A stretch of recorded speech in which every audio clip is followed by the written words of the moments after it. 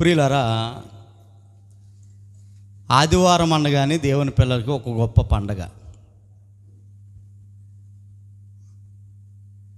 పండగ అంటే సంతోషం, ఆనందం.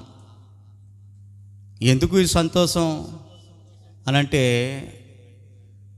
ప్రపంచ అధినేత అయినటువంటి మన కన్న తండ్రితో కొంత సమయాన్ని గడిపే ఈ దివ్యమైనటువంటి సమయం ఏదైతే ఉందో అది చాలా చాలా ఆశీర్వాదకరమైనది.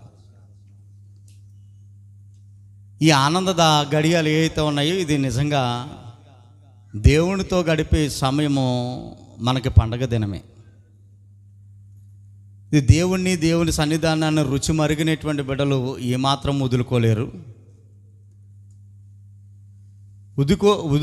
కాబట్టి చక్కగా మనకున్నటువంటి పనులు పక్కన పెట్టేసుకొని దేవుని సన్నిధిలో గడపడానికి చాలా సంతోషంగా ఆయన సన్నిధానానికి వచ్చేసాం.